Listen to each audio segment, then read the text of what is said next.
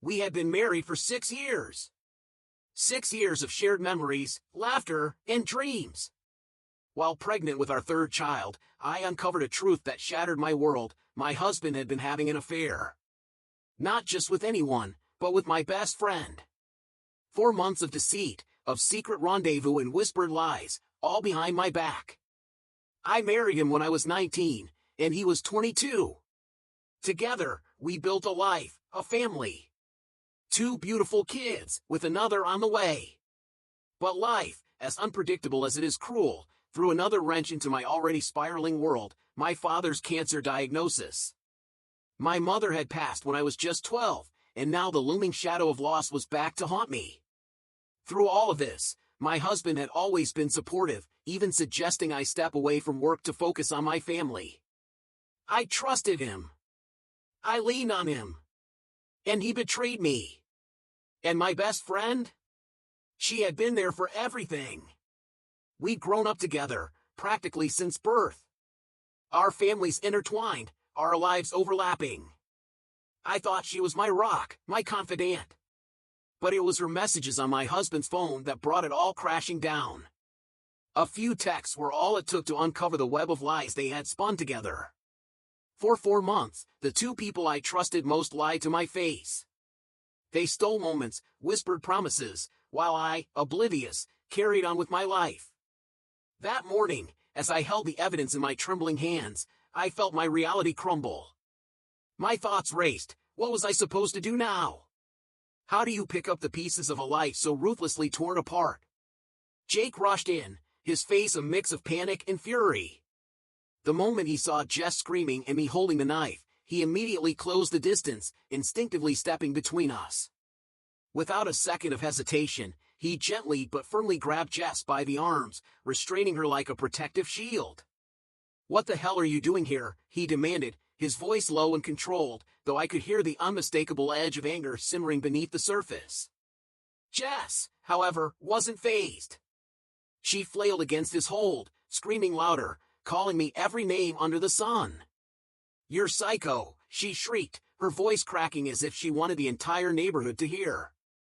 "Threatening me with a knife? Are you insane?" I stood my ground, knife still in hand, my knuckles white from gripping it too tightly. My mind raced, adrenaline coursing through my veins. This wasn't just a random intrusion, this was calculated.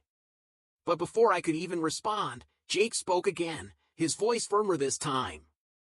"You're the one who broke into her house," he snapped, keeping his grip on her secure but not aggressive. "You need to leave. Now!" Jess twisted her neck to glare at him, her face a mask of indignation. "You're defending her? After everything? You don't even know the full story." Jake didn't falter. His calm exterior was like an immovable wall against Jess's chaotic energy. "I know enough," he said simply. "You're trespassing. Get out before we call the police." Something about the finality in his tone must have struck a nerve because Jess froze momentarily. Her eyes darted between me, still clutching the knife, and Jake, his broad figure blocking her path further into the house. But just as quickly as she hesitated, her defiance returned. "I have every right to be here," she spat, trying to yank herself free from Jake's hold. "You're just brainwashed by her, just like everyone else." It was laughable, honestly. Brainwashed? Jake was as stubborn as they came, nobody could force him into anything he didn't wholeheartedly believe in. "That's it," I said, finally lowering the knife to the counter but keeping it within arm's reach. "I'm calling the cops." Jess's eyes widened slightly, but she recovered fast, twisting her lips into a mocking smile. "Go ahead," she sneered. "Call them. Let's see how this looks when I tell them you threatened me with a weapon." Jake scoffed. "You broke in, Jess. Good luck spinning that."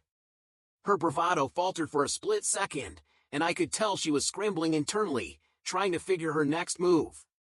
Before she could say another word, Jake released her arms and stepped back, crossing his own as if daring her to try something.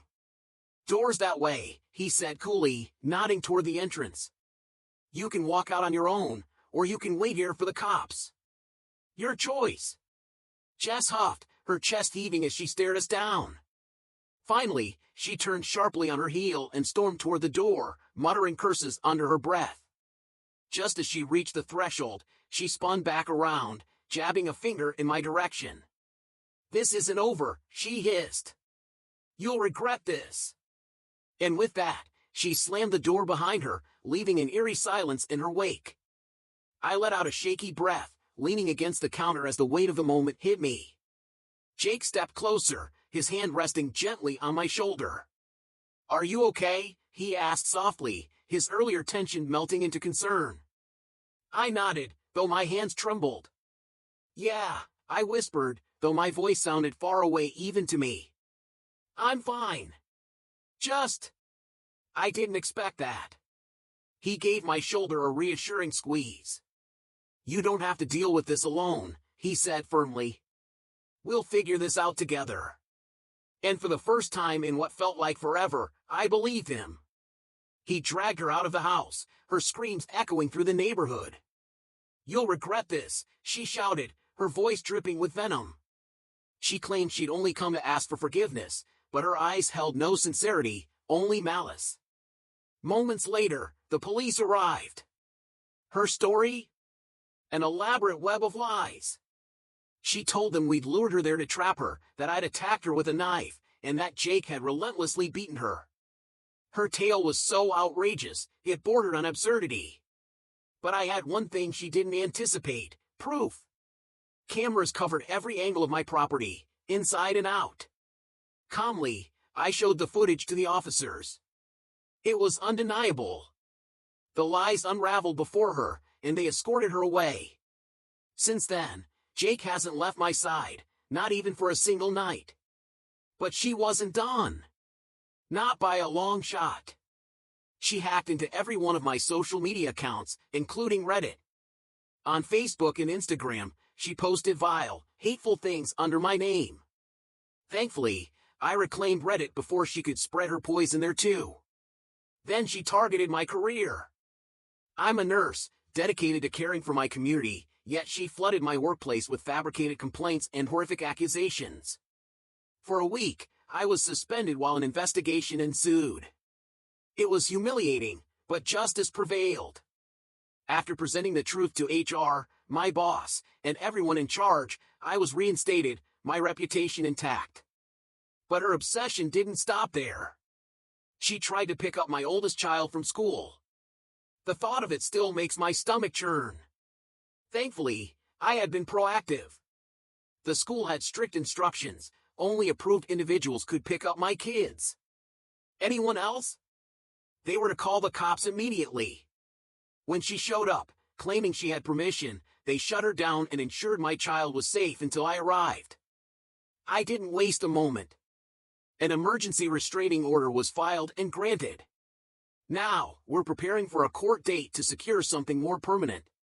Until then, my focus remains on keeping my children safe. Her antics even extended to breaking into Angie and her husband's home. She must have kept a key from years ago.